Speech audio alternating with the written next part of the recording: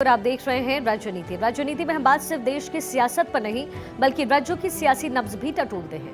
हमारे खास शो राजनीति में हर राज्य की हर वो खबर आपको मिलती है जिससे राज्य की सियासी धुरी हिलती है। लोकसभा चुनाव से पहले ही इंडी गठबंधन में दरारें पड़ने लग गई हैं। बिहार में जेडीयू, आरजेडी और कांग्रेस के बीच सीट शेयरिंग को लेकर के खींचतान मची है। वहीं दूसरी खबर समाजवादी पार्टी से जुड़ी हुई। समाजवादी पार्टी के महासचिव स्वामी प्रसाद मौर्य पर सुहेल देव भारतीय समाज पार्टी के राष्ट्रीय अध्यक्ष ओम प्रकाश राजभर ने हमला किया। ओपी राजभर ने स्वामी प्रसाद मौर्य को साइकिल चोर कहते हुए कहा कि वो समाजवादी पार्टी को डुबाकर ही सांस लेंगे। तीसरी खबर 22 जनवरी से पहले राम भक्तों के लिए एक और खुशखबरी है जिससे ये खुशी दोगुनी हो गई है।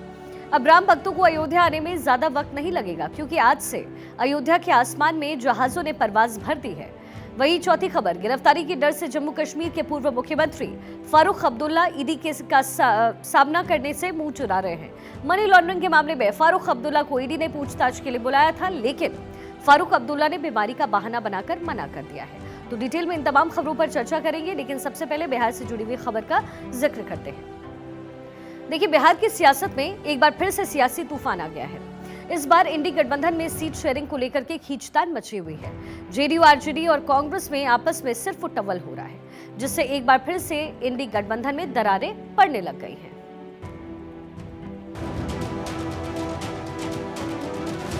देश को एकजुट कर बीजेपी को हराने का ख्वाब देखने वाले इंडिया गठबंधन में अभी से सिर फुटअव्वल होने लगा है। अपने अपने मुनाफे के लिए दलों ने इंडिया गठबंधन को दलदल में फंसा दिया है। बिहार में सीट शेयरिंग को लेकर खींचतान चल रही है। कोई 16 सीट मांग रहा है तो कोई 17। घाटे में जाने वाले दल बिदक रहे हैं। मतलब सीटों की खींचतान में गठबंधन की रस्सी में दरारें पड़ रही हैं। कहा जा रहा है कि बिहार में सीट बंटवारे को लेकर नीतीश कुमार और डिप्टी सीएम तेजस्वी यादव आमने सामने आ गए हैं। बिहार के मुख्यमंत्री और जेडीयू के राष्ट्रीय अध्यक्ष नीतीश कुमार ने लालू और तेजस्वी यादव से साफ कह दिया है कि उन्हें लोकसभा में 17 सीटें चाहिए। जनता दल यूनाइटेड का कहना है कि जेडीयू अपनी 16 सिटिंग सीट नहीं छोड़ सकती है। यही नहीं, 2019 के चुनाव में जिस कटिहार सीट पर नीतीश की पार्टी हार गई थी, उस पर भी जेडीयू दावा कर रही है। गौरतलब है कि कटिहार सीट पर कांग्रेस का सांसद है। इंडिया गठबंधन की तरफ से खुद को प्रधानमंत्री का फेस बताने वाले नीतीश कुमार लगातार अपने नाम को आगे बढ़ाते रहे हैं। ये अलग बात है कि इंडिया गठबंधन में उन्हें किसी तरह की कोई बड़ी जिम्मेदारी नहीं मिली, लेकिन नीतीश कुमार अपनी 16 सीट किसी भी सूरत में छोड़ना नहीं चाहते हैं। ऐसे में बिहार में तेजस्वी, नीतीश कुमार और कांग्रेस के बीच सीट शेयरिंग को लेकर पेच फंसता जा रहा है। नीतीश कुमार के ऊर्जा मंत्री विजेंद्र यादव का कहना है कि 16 सीट पर जेडीयू के सांसद हैं, जिन्हें जेडीयू किसी भी सूरत में नहीं छोड़ेगी। तौर पर जो गठबंधन होता है तो सीटिंग सीट पर कोई बात होती नहीं है, ये समान तौर से परंपरा है। और 16 के बाद भी जो सीट बचते हैं तो उसमें आरजेडी के गठबंधन के साथ में हमारा गठबंधन हुआ। पहले तो आरजेडी के साथ ही सीपीआई, सीपीएम, कांग्रेस का था, हम लोग का तो था नहीं। तो अब वो आपस में आरजेडी के लोग बात कर रहे हैं, उस पर बात होगा। कहीं टेक एंड गिव का इधर उधर ट्रांसफर पोस्टिंग का होता है कि ये सीट हमको दे दीजिए, उसके बदले में ये ले लीजिए, तो आपस में बैठ के होगा, कोई बहुत बड़ी बात नहीं। हालांकि सीट शेयरिंग को लेकर मुख्यमंत्री नीतीश कुमार का कहना है कि सब कुछ समय पर हो जाएगा। ऐसे में ये कहना गलत नहीं होगा कि दिल को बहलाने को गालिब ख्याल अच्छा है। सब समय पर हो जाएगा, चिंता मत करिए। तस्वीर साफ हो चुकी है कि बिहार में अभी से सीट बंटवारे का बांट नीतीश कुमार का पल्ला भारी कर रहा है। बिहार में सीट बंटवारे की तस्वीर अगर देखें तो जेडीयू अपनी 16 सिटिंग सीटें पाना चाहती है। साथ ही कटिहार सीट पर भी जेडीयू दावा कर रही है। वहीं आरजेडी भी 17 सीटों पर दावा कर रही है। कांग्रेस भी 10 सीटों पर लड़ना चाहती है, जबकि लेफ्ट पार्टियां भी आधा दर्जन सीटें मांग रही हैं। ऐसे में 40 सीटों का बंटवारा कैसे होगा, ये लालू यादव, नीतीश कुमार और कांग्रेस के नेतृत्व के लिए बड़ी चुनौती बन गया है। सीट बंटवारे पर आरजेडी का साफ तौर पर कहना है कि चुनाव के पहले हर दल चाहता है कि ज्यादा सीटों पर चुनाव लड़े, लेकिन अंतिम फैसला पार्टी के नेताओं को लेना होता है। बैठकर बातचीत जल्द हो जाएगी। इंडिया गठबंधन में सीट शेयरिंग को लेकर कोई खींचतान नहीं है, समय पर सब हो जाएगा। और चुनाव के पहले तो हर दल चाहता है, उनकी चाहत होती है कि ज़्यादा से ज़्यादा सीटों पर चुनाव लड़ें, लेकिन अंतिम फैसला सभी दल के नेतृत्व के द्वारा लिया जाता है। सब मिल बैठ कर के तय कर लेंगे। अगर हम राष्ट्रीय जनता दल 40 सीट पर तैयारी करेगी तभी जो सहयोगी दल को जो सीट मिलेगा उसमें हम उनको ताकत दे पाएंगे, मदद कर पाएंगे। इंडिया गठबंधन में सीटों को लेकर खींचतान पर विपक्ष में बैठी बीजेपी मजे ले रही है। बिहार बीजेपी का कहना है कि नीतीश कुमार को 10 सीट भी नहीं मिलने वाली है। नीतीश जी को दूध की मक्खी की तरफ बाहर निकाल दिया जाएगा। माननीय नीतीश कुमार जी जिस तरह से यहाँ गठबंधन छोड़ के गए थे प्रधानमंत्री बनने के लिए, और प्रधानमंत्री बनना तो छोड़ दीजिए, उनको संयोजक कोई नहीं बनाया, दूध की मक्खी की तरह बाहर निकाल दिया और पूरे बिहार में जंगल राज कायम हो गया, अपराधियों का शासन हो गया, शराब माफियों का शासन हो गया, भू माफियों का शासन हो गया। मुख्यमंत्री जी घुटना टेक दिए। ये स्थिति मुख्यमंत्री जी की है। मुख्यमंत्री जी वहाँ प्रेशर में जी रहे हैं, इसलिए वो लोग अब फील कर रहे हैं कि ये आप फंसे हुए हैं, तो इनको जितना रगड़ सकता है रगड़ो, इसलिए सीट पर भी प्रेशर बना हुआ है। और उनको 15 तो छोड़ दीजिए, मुझे लगता है कि 10 सीट भी नहीं देगा और झक मार के उनको वहीं लड़ना पड़ेगा। ऐसे में देखना होगा कि सीट बंटवारे को लेकर जनता दल यूनाइटेड के अध्यक्ष नीतीश कुमार इंडिया गठबंधन को यूनाइटेड रख पाएंगे या फिर नीतीश कुमार कोई दूसरा रास्ता पकड़ेंगे। पटना से अश्मित सिन्हा के साथ भारत 24। सनातन का अपमान करने वाले स्वामी प्रसाद मौर्य को नेताओं ने घेर लिया है। स्वामी प्रसाद मौर्य की चारों तरफ फजीहत हो रही है। सुहेल देव भारतीय समाज पार्टी के अध्यक्ष ओम प्रकाश राजभर ने भी स्वामी प्रसाद मौर्य पर हमला बोला।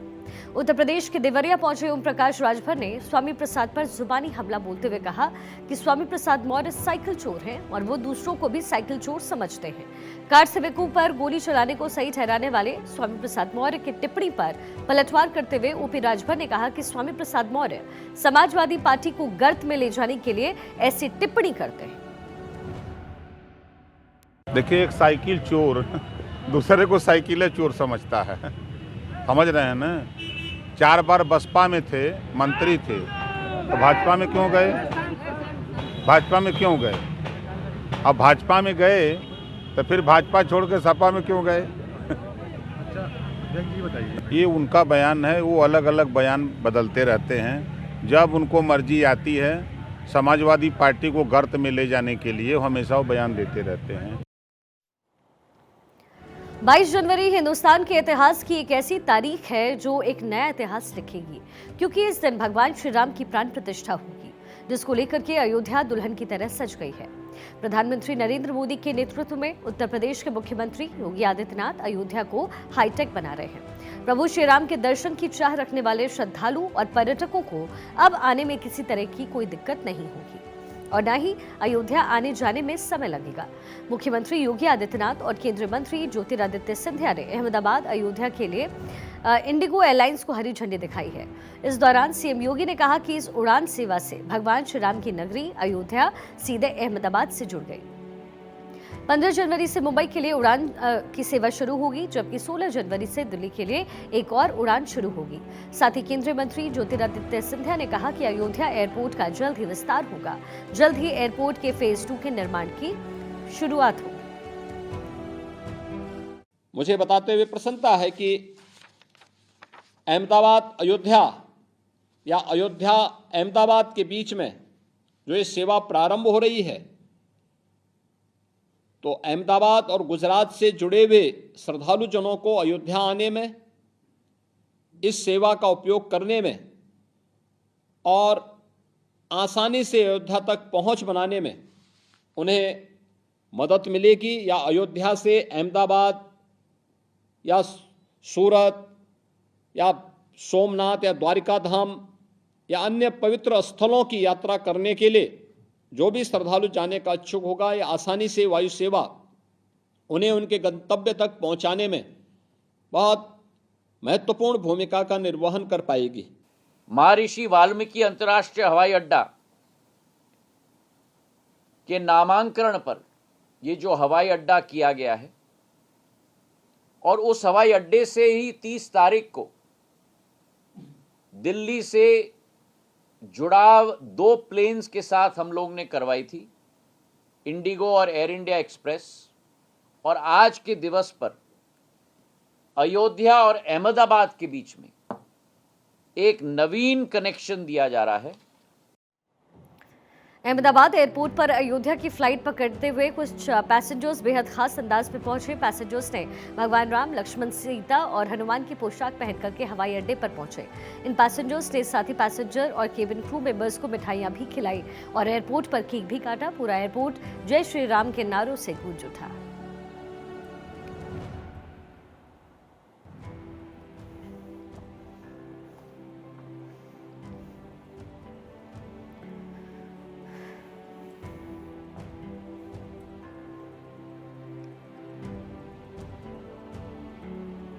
तो अयोध्या के लिए दिल्ली, मुंबई, कोलकाता, बेंगलुरु और अहमदाबाद से डायरेक्ट फ्लाइट की सेवा शुरू होने जा रही है। अयोध्या एयरपोर्ट का उद्घाटन 30 दिसंबर 2023 को प्रधानमंत्री नरेंद्र मोदी ने किया था। Air India express Bengaluru, Ayodhya और कोलकाता अयोध्या रूट पर फ्लाइट 17 जनवरी से शुरू होने जा रही है। एयर इंडिया एक्सप्रेस की दिल्ली अयोध्या रूट पर भी फ्लाइट तय है। आपको बताते हैं अयोध्या के लिए डायरेक्ट फ्लाइट का स्टेट कैसे है और क्या कुछ रोड मैप है। अयोध्या के लिए डायरेक्ट फ्लाइट होगी। एयर इंडिया एक्सप्रेस रूट जो स्टेटस है वो डिपार्चर टाइम दिल्ली से अयोध्या चालू है। सुबह 10 बजे बेंगलुरु से अयोध्या 17 जनवरी से सुबह 8:05 पर, कोलकाता से अयोध्या 17 जनवरी से दोपहर 1:25 पर। अयोध्या के लिए डायरेक्ट फ्लाइट है। इंडिगो रूट होगा। स्टेटस जो है डिपार्चर टाइम क्या होने वाला है, दिल्ली से अयोध्या ये भी शुरू हो चुकी है सुबह 11:55 पर। मुंबई से अयोध्या 15 जनवरी से दोपहर 12:30 बजे। अहमदाबाद से अयोध्या चालू है सुबह 9:10 पर। तो ये पूरा जो रोड मैप है, ये जो रूट है फ्लाइट का, ये यहाँ पर तय कर लिया गया है। चलिए खबरों में आगे बढ़ते हुए, जम्मू कश्मीर के पूर्व मुख्यमंत्री और नेशनल कॉन्फ्रेंस के अध्यक्ष फारूक अब्दुल्ला को ईडी के सामने पेश होने से वो लगातार कतरा रहे हैं। गिरफ्तारी के डर से फारूक अब्दुल्ला ईडी का सामना करने से बच रहे हैं और बहाने बना रहे हैं। ईडी ने फारूक अब्दुल्ला को पूछताछ के लिए बुलाया। मनी लॉन्ड्रिंग के एक मामले में समन दरअसल भेजा गया। अब्दुल्ला को श्रीनगर में आज ईडी के सामने पेश होना था। फारूक अब्दुल्ला ने बनाया बीमारी का बहाना। ईडी ने धन शोधन मामले में पूछताछ करने के लिए उन्हें बुलाया था, लेकिन उन्होंने बीमारी का बहाना बनाया। ईडी ने जम्मू कश्मीर क्रिकेट एसोसिएशन यानी JKCA के फंड में अनियमितताओं को लेकर के ये कार्रवाई की है। ईडी और सीबीआई दोनों इस मामले की फिलहाल जांच पड़ताल कर रही है। ईडी ने इस मामले में 2022 में चार्जशीट भी दायर की थी। फारूक अब्दुल्ला से इस मामले में पहले भी पूछताछ हो चुकी है। फारूक अब्दुल्ला 2001 से 2012 तक JKCA के अध्यक्ष थे। 2004 और 2009 के बीच JKCA के अधिकारियों समेत कई लोगों ने क्रिकेट एसोसिएशन के फंड को अपने पर्सनल बैंक अकाउंट में ट्रांसफर किया। जम्मू कश्मीर क्रिकेट एसोसिएशन में तकरीबन 113 करोड़ रुपए की वित्तीय अनियमितताओं की शिकायत दर्ज की गई। आरोप लगाया गया कि ये रकम एसोसिएशन के पदाधिकारियों ने आपस में बांट ली। 2015 में जम्मू कश्मीर हाईकोर्ट ने क्रिकेट घोटाले की जांच सीबीआई के हवाले की। 11 जुलाई 2018 में सीबीआई की FIR के आधार पर ईडी ने भी मनी लॉन्ड्रिंग का मामला दर्ज करते हुए जांच शुरू किया। फारूक अब्दुल्ला पर आरोप है कि उन्होंने एसोसिएशन के अध्यक्ष के रूप में अपने पद का दुरुपयोग किया। उन्होंने JKCA की नियुक्तियां की ताकि BCCI के स्पॉन्सर्ड फंड में हेरफेर किया जा सके। अब इस पूरे मामले में पूर्व मुख्यमंत्री फारूक अब्दुल्ला, सलीम खान और एहसान अहमद मिर्जा मुख्य आरोपी हैं। एजेंसी ने सितंबर 2019 में JKCA के तत्कालीन कोषाध्यक्ष एहसान अहमद मिर्जा को गिरफ्तार किया था, जिसके खिलाफ केस फिलहाल चल रहा है। ये पहला मौका नहीं है जब ईडी ने फारूक अब्दुल्ला पर शिकंजा कसा। इससे पहले भी ईडी उन्हें पूछताछ के लिए बुला चुकी है और कई बार ईडी कर चुकी है पूछताछ। 2020 में कुर्क हो चुकी है उनकी संपत्ति। 11 करोड़ 86 लाख की संपत्ति पहले ही कुर्क की जा चुकी है और जानकारी के मुताबिक जम्मू कश्मीर के पूर्व सीएम रहे फारूक अब्दुल्ला को बुधवार को समन भेजा गया, लेकिन फारूक अब्दुल्ला ने बीमारी का बहाना बना करके ईडी में जाने से मना कर दिया, उनके सामने पेश होने से मना कर दिया। चलिए खबरों के सिलसिले में और आगे बढ़ते हैं। देखिए, जम्मू कश्मीर में विकास कार्यों और सुरक्षा हालतों को लेकर के उपराज्यपाल मनोज सिन्हा ने अधिकारियों के साथ बैठक की है। इस दौरान उन्होंने कहा कि जम्मू कश्मीर से आतंकवाद को खत्म करना मोदी सरकार की पहली प्राथमिकता है। एलजी ने कहा कि आतंकवाद अपनी आखिरी सांस ले रहा है और हम जल्द ही जम्मू कश्मीर की धरती से आतंकी तंत्र को पूरी तरीके से खत्म कर देंगे।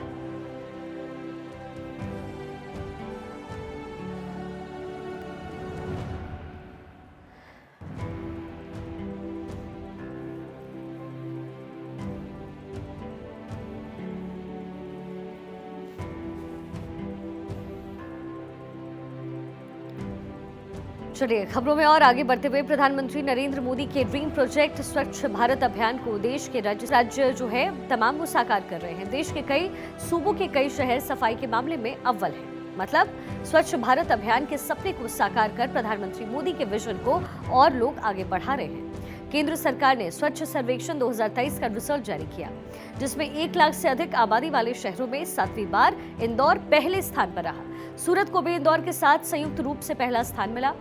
महाराष्ट्र का नवी मुंबई तीसरे, आंध्र प्रदेश का विशाखापट्टनम चौथे और मध्य प्रदेश का भोपाल 5वें नंबर पर रहा। इसके अलावा मध्य प्रदेश के महू को सबसे स्वच्छ कैंटोनमेंट बोर्ड का अवार्ड मिला है। वेस्ट सफाई मित्र सुरक्षित शहर का अवार्ड चंडीगढ़ को दिया गया। इसके साथ ही मध्य प्रदेश के मुख्यमंत्री डॉक्टर मोहन यादव ने मध्य प्रदेश और इंदौर वासियों को बधाइयां दी, तो मध्य प्रदेश के पूर्व मुख्यमंत्री शिवराज सिंह चौहान ने कहा कि इंदौर 7वें आसमान पर है। भारत सरकार ने जो स्वच्छता पुरस्कार का क्रम जारी रखा और मैं मध्य प्रदेश की तरफ से सभी प्रदेशवासियों को बधाई देना चाहूँगा कि हमारा राज्य में पहला नंबर का पुरस्कार स्वच्छता नगर के नाते से इंदौर नगर निगम को मिला है। मैं नगर निगम इंदौर के सारे रहवासियों को, सारे जनप्रतिनिधियों को, सारे स्वच्छता से जुड़े हुए छोटे से छोटे कर्मचारियों को भी बधाई देना चाहूँगा। स्वच्छता सर्वेक्षण में मध्य प्रदेश ने अपना स्थान बरकरार रखा है। हमारा इंदौर 7वीं बार फिर नंबर 1 स्वच्छता में रहा है। इंदौर 7वें आसमान पर है। भोपाल स्वच्छतम राजधानी है देश के राज्यों की राजधानियों में। शहरी विकास मंत्री जी को, सभी कर्मचारी अधिकारियों को और सभी स्वयंसेवी संगठनों को जिन्होंने स्वच्छतम राज्य बनाने में अपने योगदान दिया है, सबको बहुत बहुत बधाई देता हूं। और वहीं 1 लाख से कम आबादी वाले शहरों में महाराष्ट्र का सासवड पहले, छत्तीसगढ़ का पाटन दूसरे और महाराष्ट्र का लोनावला तीसरे स्थान पर रहा। देश के स्वच्छ राज्यों की कैटेगरी में इस बार महाराष्ट्र को पहला, मध्य प्रदेश को दूसरा और छत्तीसगढ़ को तीसरा स्थान मिला। पिछली बार मध्य प्रदेश पहले स्थान पर था। तो वहीं स्वच्छ सर्वेक्षण 2023 में उत्तर प्रदेश ने भी बाजी मारी है। उत्तर प्रदेश के वाराणसी और प्रयागराज प्रधानमंत्री मोदी के सपने को साकार करके देश में मिसाल कायम कर रहा है। गंगा किनारे बसे सबसे साफ शहरों में वाराणसी ने पहला स्थान हासिल किया, जबकि प्रयागराज दूसरे नंबर पर रहा। दिल्ली के भारत मंडपम कन्वेंशन सेंटर में आयोजित कार्यक्रम में राष्ट्रपति द्रौपदी मुर्मू और केंद्रीय शहरी विकास मंत्री हरदीप सिंह पुरी ने इन राज्यों के प्रतिनिधियों को सम्मानित किया। इस बार कुल 9500 अंक का सर्वेक्षण हुआ, जिसमें सर्विस लेवल प्रोग्रेस पर 4525, सर्टिफिकेशन पर 2500 और पब्लिक फीडबैक पर 2775 दिए गए।